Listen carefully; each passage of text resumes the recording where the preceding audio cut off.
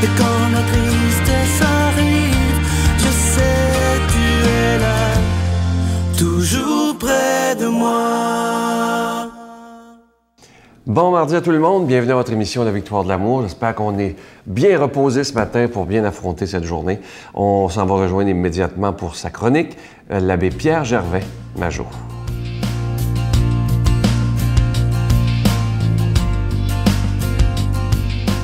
Bonjour. Aujourd'hui, la parabole du moine à la pierre précieuse. Un jeune homme avait eu un songe une nuit. Il avait rêvé que le lendemain matin, sur sa route, en prenant une marche, il rencontrerait un moine. Alors, comme de fait, le lendemain matin, il se lève et en sortant de la ville, il rencontre un moine, un mendiant, un moine itinérant, qui était assis sur le bord du chemin sous un arbre, avec sa besace à ses pieds. Alors, le jeune homme s'approche et lui dit, c'est curieux, mon cher père, la nuit passée, j'ai fait un songe, et dans mon songe, dans mon rêve, je vous ai vu dans mon rêve. Et j'ai eu comme la révélation que vous aviez une pierre précieuse à me donner. Mais tu comment? J'ai pas ça, moi. Il dit, vérifiez dans votre besace, peut-être l'avez-vous encore. Alors, il vérifie dans sa besace, et le moine sort une espèce de caillou de sa besasse, et il lui dit au jeune homme, est-ce que ça serait la chose qui t'intéresserait, cette pierre? Il dit oui, justement. Et là, au soleil, cette pierre s'est révélée être un diamant d'une très grande valeur. Alors, le jeune homme, il dit, merveilleux, merci mon père, vous m'avez sauvé la vie, vous me donnez un cadeau d'une valeur inestimable. J'ai une pierre qui va me permettre de vivre à l'aise toute ma vie, avec un diamant si riche et si précieux. Et là, le moine s'en va, et le jeune homme le regarde.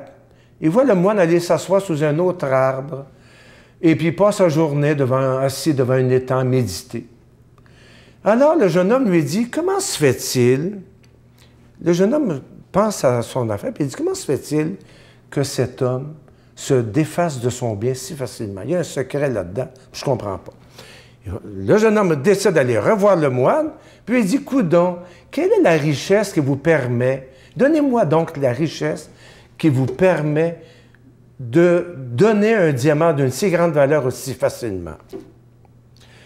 Et le moine lui dit, la richesse que j'ai, c'est que je suis libre.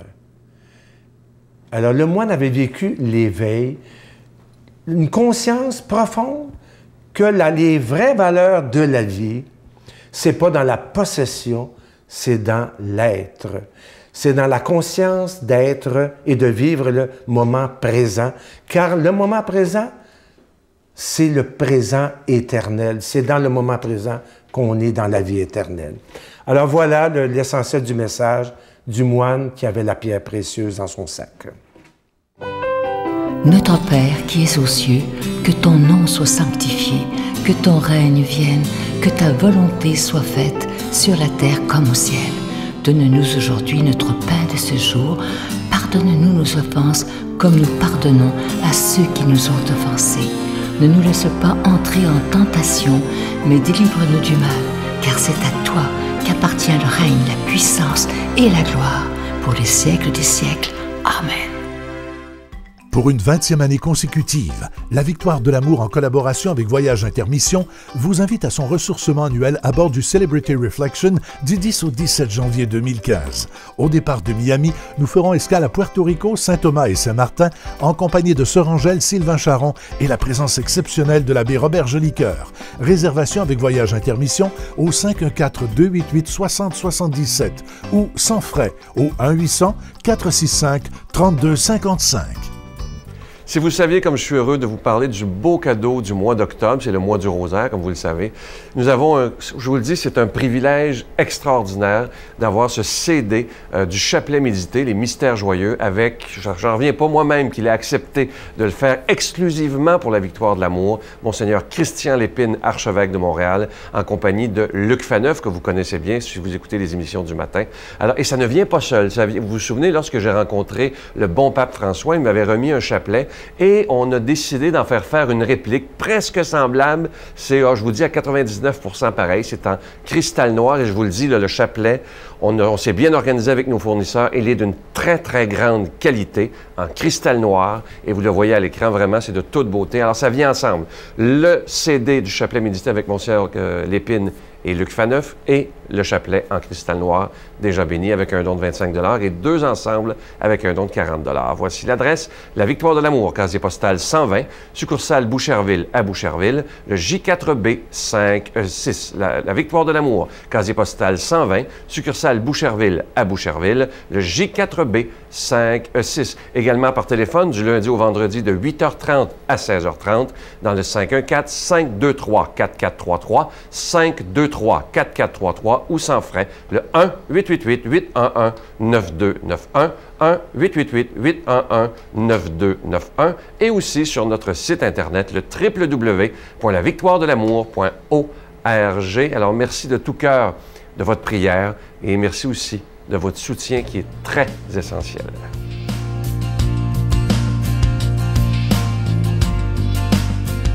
Mon Dieu, donnez-moi la sérénité d'accepter les choses que je ne peux changer, le courage de changer les choses que je peux et la sagesse d'en connaître la différence. Amen. Pour la proclamation de la parole de Dieu, on rejoint immédiatement Luc Faneuf.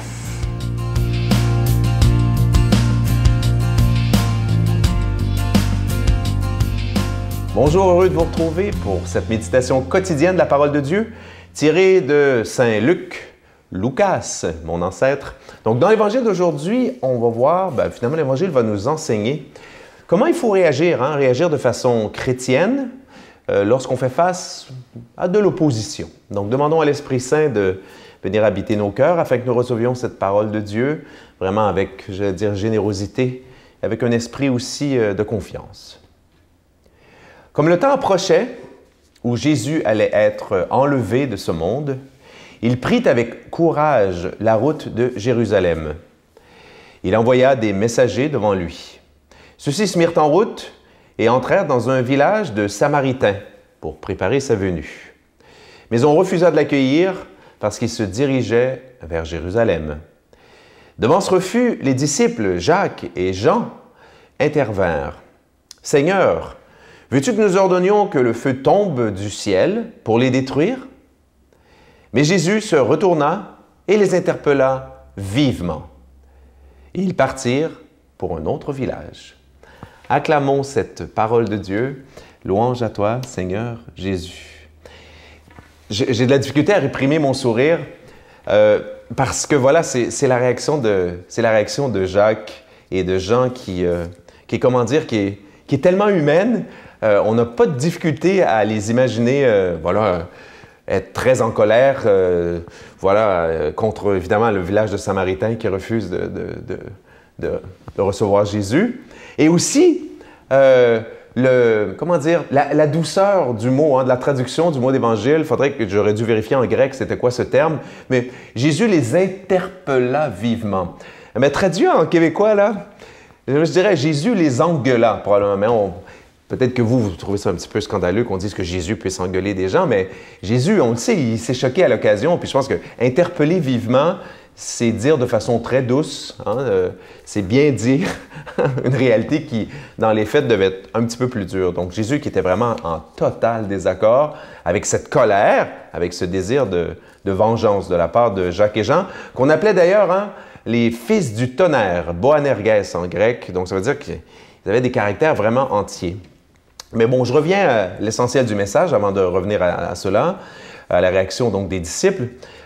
Jésus, dans ce texte, nous montre comment on doit vivre, comment on doit réagir face à nos opposants, face aux oppositions qu'on aura forcément dans notre vie.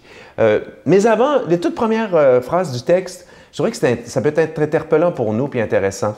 Jésus savait qu'il allait être enlevé de ce monde, donc Jésus savait qu'il marchait vers sa passion, donc les persécutions, les oppositions, les chicanes et le reste qui vont toujours croissantes avec l'élite d'Israël, les pharisiens, les sadducéens. Mais alors le texte ajoute, Luc ajoute, il prit avec courage la route de Jérusalem. Là, alors, imaginez la carte de la Palestine, là, d'Israël. Donc, Jésus au nord, Nazareth. Donc, on traverse après ça la province de Samarie, puis on descend vers Jérusalem au sud. Donc, Jésus descend, puis c'est pour ça qu'il va devoir passer par la Samarie. Donc, Jésus s'en va vers sa mort, mais il part avec courage. Ça dit quelque chose quand même sur ce que, évidemment, comment Jésus l'a vécu, je dirais, au plan psychologique, mais ça nous dit quelque chose aussi sur nous, sur notre propre vie. Jésus, lui, sa mission, c'était clair, il devait convertir le peuple juif à la vraie religion. Autrement dit, faire soit un nouveau judaïsme ou ce qui allait en sortir, historiquement on le sait, une nouvelle religion, qui est la religion chrétienne, finalement, c'est une petite fille, c'est la petite fille, c'est le bébé du judaïsme. Puis Jésus, voilà, il y a des oppositions, puis il sait que ça va se finir mal. Puis Jésus n'avait pas le goût de mourir. Jésus n'avait pas le goût de mourir de façon violente. Mais pourtant, Luc prend la peine de l'écrire, il prie avec courage. Ça fait penser à nos vies, ça. Nous aussi, des fois, on doit monter vers des lieux où on sait qu'on va souffrir, que ça soit... Puis c'est lié à notre devoir d'État, ça. Et des fois, vous dites, oui, c'est clair, il faut qu'on aille à l'hôpital, il faut qu'on aille chez le dentiste, j'ai un traitement de canal bientôt et tout le reste. Bon, ça prend un peu de courage. Mais souvent, dans notre vie, il y a cette notion de courage qui est très importante. Et dans le christianisme, dans la religion de Jésus de Nazareth, cette dimension-là est très importante. Oui, notre religion demande du courage. Puis ce qui nous aide vraiment beaucoup, c'est que c'est Dieu même, Jésus même, qui nous donne ce courage pour nous aussi. Quand ça sera notre tour, à notre mort, ou dans les épreuves qui vont précéder, en fait, toute notre vie, on a cette capacité de monter avec courage vers nos épreuves. Deuxième aspect très important, la chicane avec les Samaritains, ça datait déjà du temps de Jésus d'au moins 5 siècles. Okay? Ce qui est arrivé, c'est qu'à un moment donné, dans la construction, dans l'histoire d'Israël, il y a eu une chicane.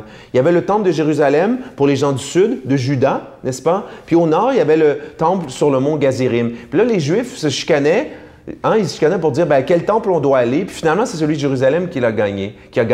Donc du coup, les Samaritains étaient très choqués. Mais ce texte-là nous dit quoi? Nous dit que finalement, c'est un peu comme une guerre de religion, une petite guerre, là, des gens de la même famille comme nous qui nous chicanons avec nos frères et sœurs protestants, qui nous chicanons parfois avec nos frères et sœurs orthodoxes. Puis voilà, peut-être des fois, on a des mouvements de colère, Et Jésus dit, non, pas de mouvement de colère. La charité entre chrétiens doit primer. Demandons à Dieu de nous bénir, lui qui est Père, Fils et Saint-Esprit. Je vous salue Marie, pleine de grâce. Le Seigneur est avec vous.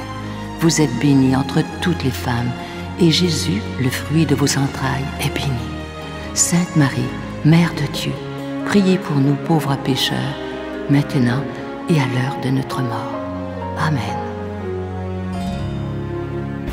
Venez célébrer avec nous le 20e anniversaire de la Victoire de l'amour en compagnie de Monseigneur Christian Lépine, archevêque de Montréal, l'abbé Robert Lemire, l'abbé Robert Jolicoeur, Dolly Dimitro, Jean-Marc Chaput, Sœur Angèle et Sylvain Charon.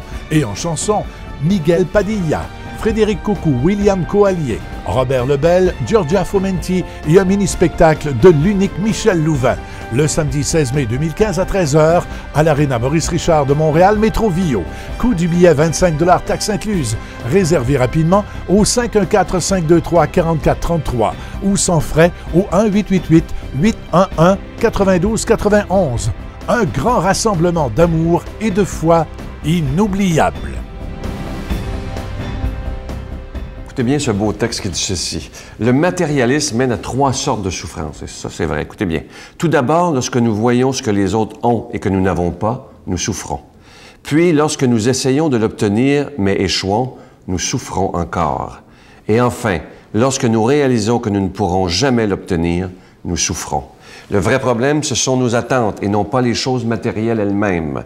Le matérialisme, c'est l'attachement à la notion que le bonheur réside à l'extérieur de nous, alors qu'il est à l'intérieur de nous, ce bonheur et cette paix. Je vous souhaite une belle journée et moi, je vous attends demain. Bye. Si l'angoisse, c'est un peu comme quelque chose qui se déclenche en nous et on sait que toute notre vie, ça va probablement être présent en nous.